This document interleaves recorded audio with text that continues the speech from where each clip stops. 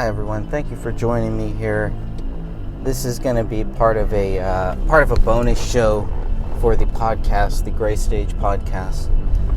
And we were informed that let me take a few steps back here.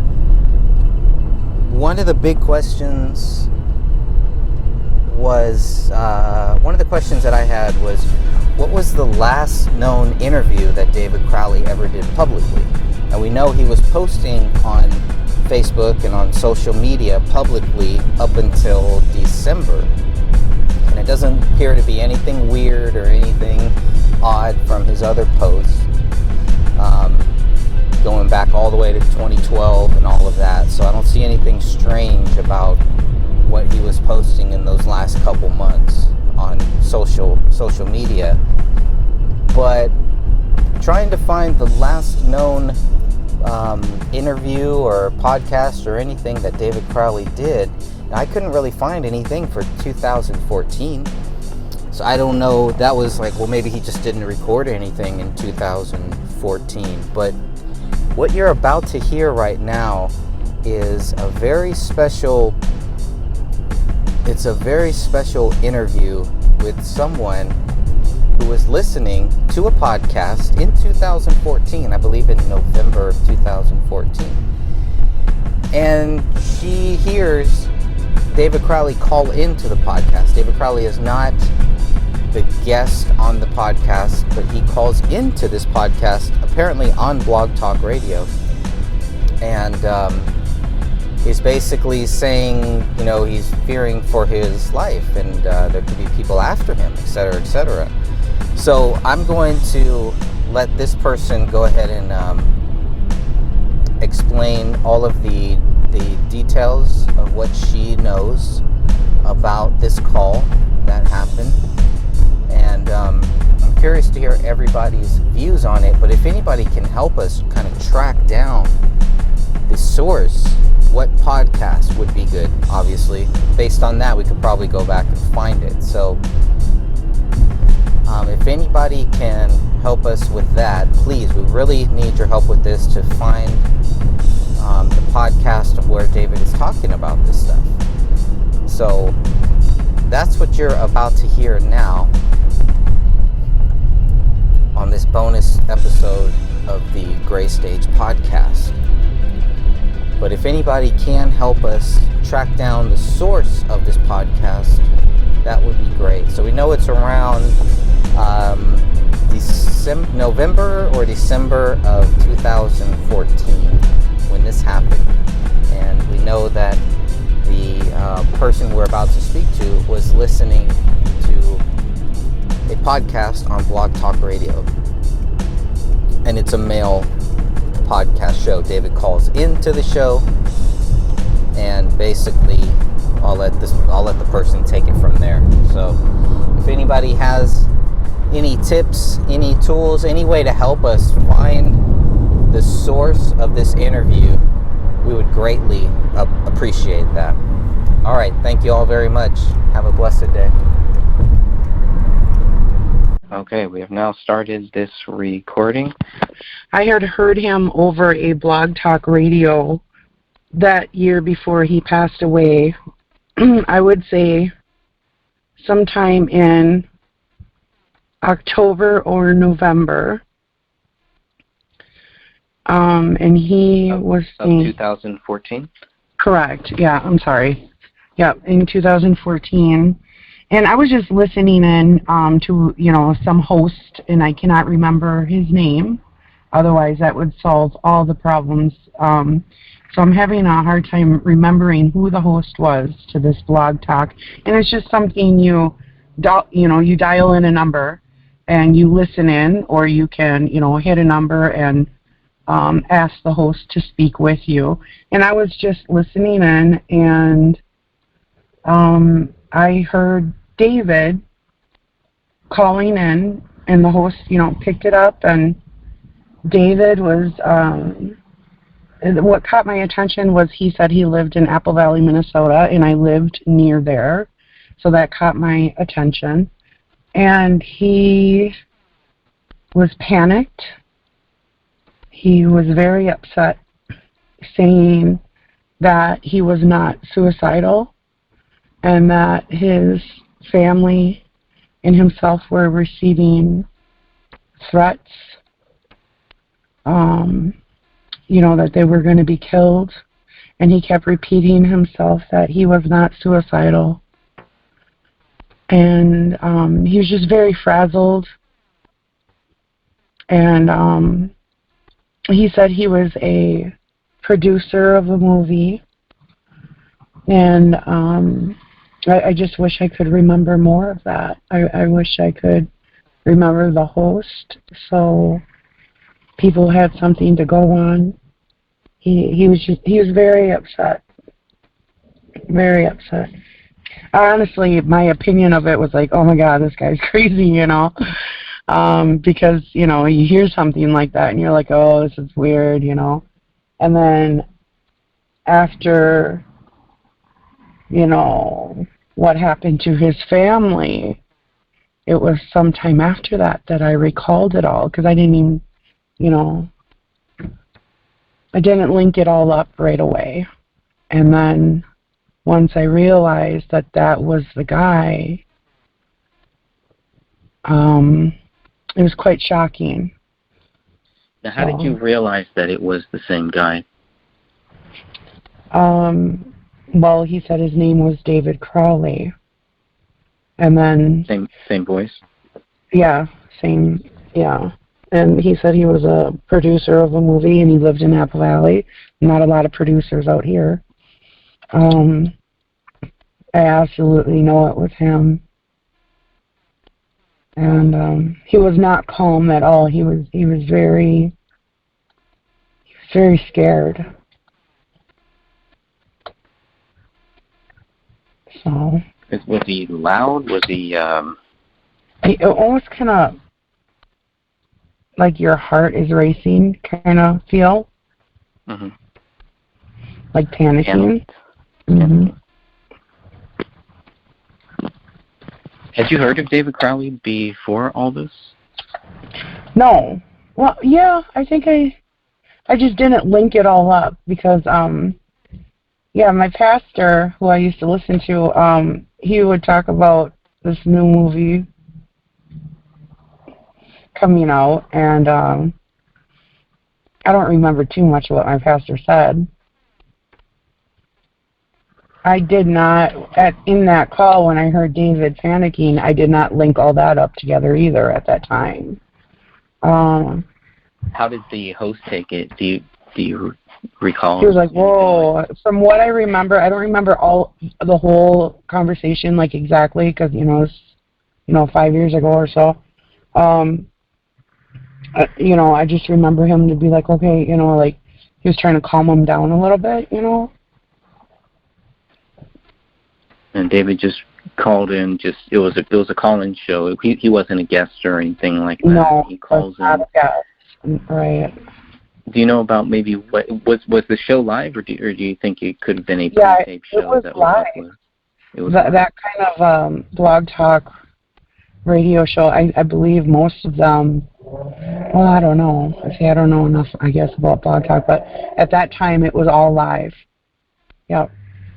And I know it was like some kind of, the host was like linked up with Paul Begsley, which is a pastor, internet pastor, end time news prophecy. And I know that I must have been referred through Pastor Paul's website, through his YouTube or something, like, hey, listen to this guy, because that's what I was doing. I was just listening to, end time news stuff, and so I know it had to have come from a link from Paul Begsley, because honestly, I really just mainly listened to him at that time. Did he do that for a lot of people? Always say, hey, check out this podcast or check out this person's podcast, that type Here of and thing? there he would, yeah. Yep, here and there he would. I didn't catch all of Paul Begsley's, shows or anything, but, here and there I would hear them. And I heard him refer out people, oh, listen to this guy, So I know there's some kind of link with Paul Begsley, that for the host of whoever was hosting this. Right. And for this host, this was just one male host, no co-host or anything like that. Correct. Did you only listen to this one show from this guy, from this host? I don't You might have recall. listened a couple times. I don't recall. Yeah. So anything else about the host? We know, okay, it was a male. He had a show, maybe a night show, a day show. It's a live. I know. It was during the day. I remember. It wasn't dark or anything outside. I remember it was cool. There was snow. Would it be possibly a weekday or a weekend, or can you even sure? I want to say it was during the school day because my kids weren't. Usually I can't get on, anything when my kids are around. You know what I mean? But and so I want to say it was like a school day. But you never know. They could have been, at my parents' for the weekend. So I'm not totally positive. Okay. And that definitely gives us somewhere to go. I've never heard of any. I kind of went and tried to look and tried to find anything I could about that, but I think this gives me more to go and look back at. I wonder even if what's that gentleman's name? Paul Begsley? Begsley. Yeah. And he talks about like income. Yeah. He's big time on YouTube, and he has live streams. And it could be possibly. I believe he always did his YouTubes with the live streams at the same time. Do you know maybe the time distance between when the recommendation came and when you might have heard this?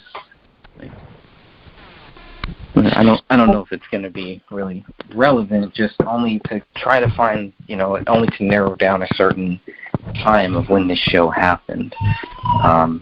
So you're saying between October and November 2014, right. You have no doubt in your mind that it was David Crowley. Yeah. And that he was saying that his family were receiving threats, and that he's not suicidal. He kept repeating himself. Interesting. It's interesting because you kind of wonder, well, okay, if he called in once to this show, maybe he called in to other shows too during this time too. I don't know, or maybe he's called in to this show. But from the call, it doesn't sound like the host knew him, right? Right. And I'm just wondering if he was listening to Begsley as well, and then and heard about that live stream. Yeah, and then just decided to call in. Right, and you could possibly find things under the comments as well. In Paul Begsley, possibly. Oh, that's good. If we can get people to start searching. I've searched myself. I don't have a lot of time. I'm pretty busy with the family and whatnot. I also don't have computer access to make it a little easier on me. So, if we can get people to start searching, that would be, it could, open up what went on. And I just know that he was really trying to get people to listen to him, that, he was receiving these threats, and You know, it almost seemed like somebody said to him, we're going to make it look like a suicide, like he was being told what was going to happen, you know, because why would he have said, I'm not suicidal? And he said that a few times. Yeah, which is what we've been looking for, something like that, you know. It is. It kind of makes me wonder, though, why he wouldn't say anything on social media. You know, why is he? If he's calling into a show too, maybe he's calling into a lot of shows. Maybe there's other shows he called in as well. I don't know. I mean, the mind just starts to kind of wonder all of these questions. But I think if people can just help us kind of, you know, find out when the show happened, get a date, get a time, whose show. Like, I think that's your biggest point. If we just find out whose show it is, that's pretty much all that we would need, really. We can probably figure it out. Right. There's a possibility that Dabo 007 possibly did it. And I don't know why that keeps coming to me, but he probably would have been the only other one I would have listened to more as well. And it could have been, you know, a referral from possibly Dabo, but I really want to say it was from Paul Begsley. Yeah, and he did a video on David's death that I think is worth going back and watching too. I'll have to go back and look at that to see if he mentions anything. Or even reach out to him. You know, he doesn't always say everything online, you know. He keeps a lot to himself, you know. You kind of have to when you're in that industry. Yeah. Okay, thank you a lot. I really appreciate that. Any final words that you want to say here for anybody? Yeah, just search. I mean, I just want David's name to be cleared. I know he didn't do this. I used to work in the area that David and Camille lived as well, and I actually seen them. I never linked up anything, you know, that's David. I didn't even know who they were, you know, when they were coming through the store that I worked in, and they were a beautiful family, very happy. I really do you know what they were going in there to purchase? Or? Food. I'm thinking it was food. Okay. So they were grocery shopping. And I just really feel like David's name needs to be cleared, because just even with all the evidence and everything, and then from what I heard, I just know in my heart, he didn't do this. And there's somebody out there that did do this. And I have thoughts about that too. So, but I'll keep those to myself for now. But search, you know, search and help us out. Because he needs his name cleared, and the real person needs to go to jail, prison. Was your interaction with them at the store, was it just brief, just in passing? Oh yeah, it was just a smile. Exchange? Yeah, a smile. Were they just walking? Yep. Together, holding hands, fighting, nothing? No, nothing like that. He was very happy. She was beautiful with her big smile and just an absolute 10. She was just so gorgeous and happy. Both of them very happy. You could tell they were in love, you know.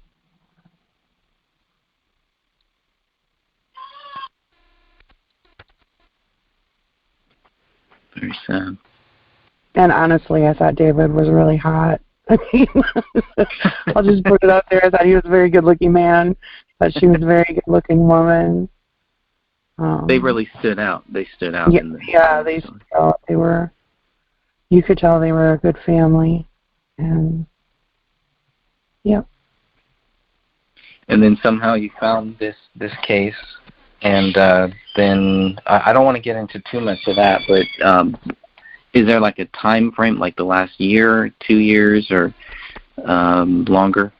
I don't You want to know, get too I was detailed on the time. searching for something on this case, and, I haven't been, in social media for quite some time because of some other reasons, and every time I would jump on and then I, wanted to try to find something, I couldn't really find anything on them, but um, I don't know what led me to the social media site that I found you guys on within the last year. But I found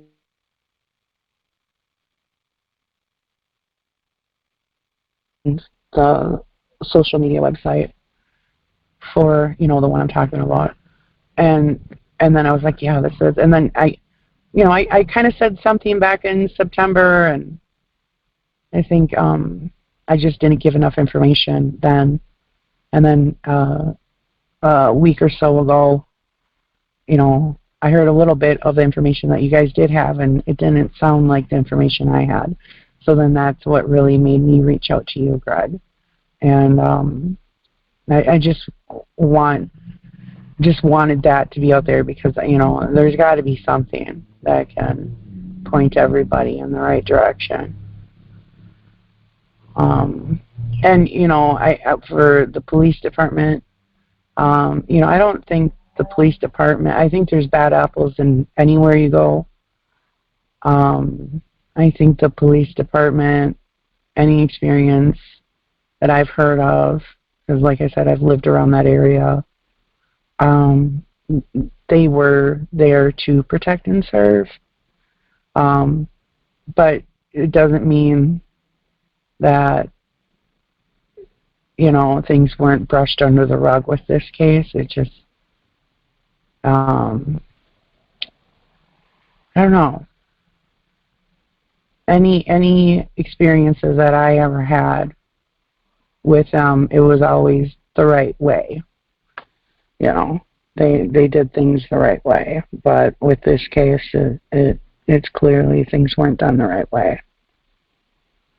And I wonder why.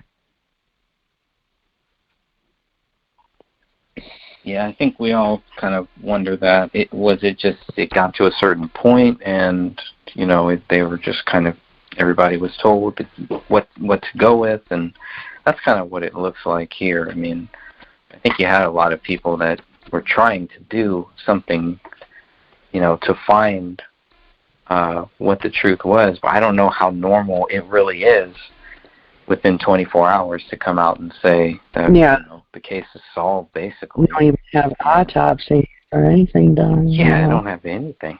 The body's not, they haven't even looked at David's body at that point. It's crazy. And I do know that, my daughter, my son, they know some of these people that lived in the neighborhood of the Crawleys, and, very close, neighbors, not in relationship-wise, but distance-wise. And I heard several times that the neighbors were very freaked out about this case. And I heard a lot of the neighbors put up surveillance because of this case. But I haven't directly talked to those neighbors, but my kids came back and said some things to me. A lot of people talk about the Crawley case in Apple Valley still. Do they talk about the official theory, or is it questions like with the Philip Marshall case? They know something not right happened. Yeah, that is weird to get surveillance cameras right after. I mean, a lot of those neighbors were freaked out. Yeah. Yeah. Were they freaked out that there was still a killer out there? Or just... I would say so, because why would they have put the cameras up if David was the person who did this? He's dead, right? So they put up surveillance because they knew something else was going on. Interesting. You know.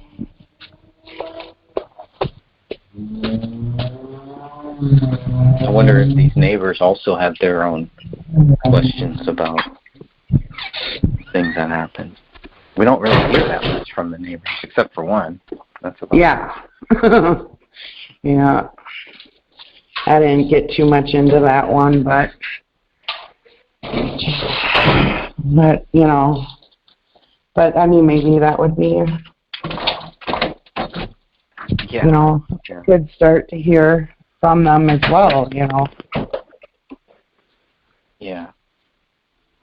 Anything that shows that David Crowley felt that there was a threat, I think, will really help. And when trying to find when the last time David Crowley spoke in public, it was difficult. I couldn't find anything past 2013, I think. And it's like, wait a minute, he's doing all this stuff, and why isn't he more active? He's active on social media. He's active on Facebook, on Twitter, on all that. I don't know. Maybe YouTube just wasn't that big of a thing to just, you know. It seemed like he was recording a lot of stuff, but even he stopped recording things around the same time that you're talking about. October to November of 2014 is a very important period there. A lot of crazy things, a lot of interesting things, whatever you want to call it. To me, they're crazy. A lot of stuff is happening during that time, and then they just go silent. Mm-hmm. You know, it's really, I don't know. So when you brought that up, and that David's calling in and, you know, making sure that people know that he's not crazy, right? You know, and that he's not suicidal, and people are threatening him, stuff like that, you know, is not mentioned in any of the police reports or anything. They might not know about these things. I don't know, but they definitely went through all of David's the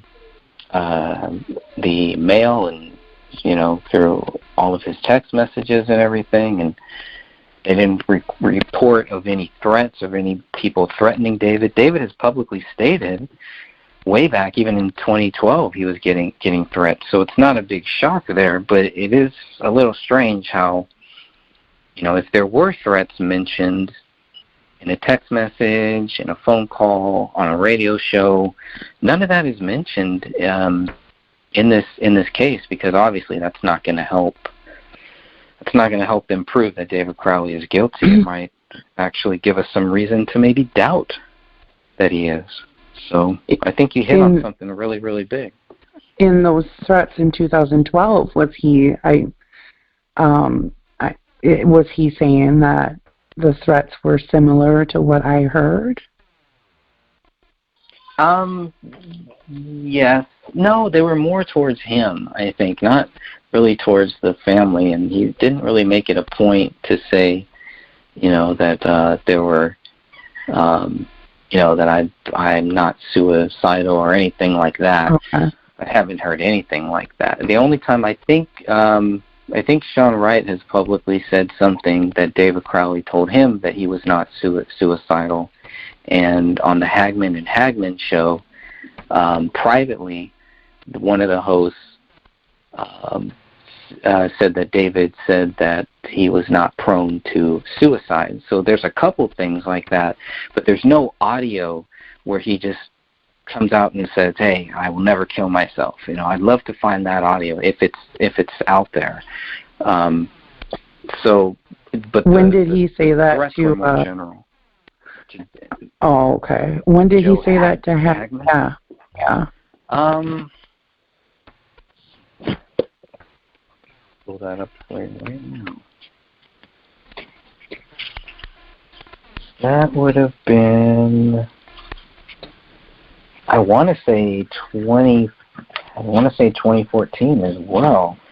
Right. No, it would have had to have been whenever he was on the Hagman and Hagman shows. I'll have to look that up here. I did have that note here somewhere.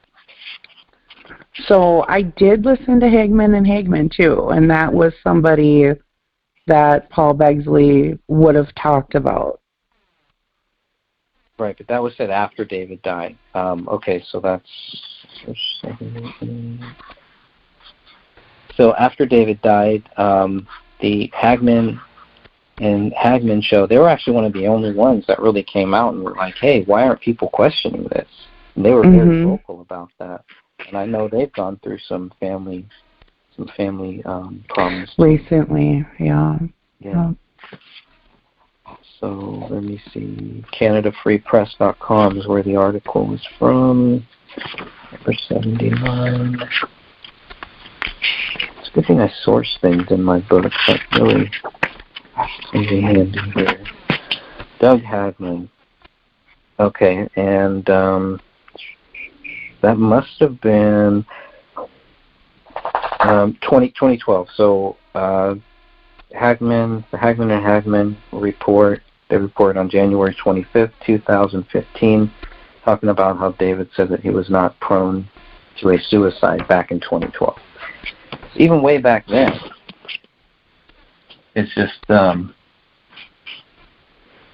strange how there's just not more. And maybe that's because David was in 2014, David was working on his film and pitching it, so maybe he was trying to stay, he did, obviously you don't want to be talking about that, talking about people trying to kill you if you're, or all of these threats and stuff, if you're trying to pitch a film script to a company, and then you have people that you're trying to keep out of that film script. You don't want them to put any roadblocks in your way, I guess we'll say. But I think you found something very important here, and I hope that we can get some clarity on that, and maybe somebody can help us find it. One of my fears is that it is taken down. But I know we have some great people out there who might be able to help us find it, find something, find anything, any clue that will help us find out more about this call made by David.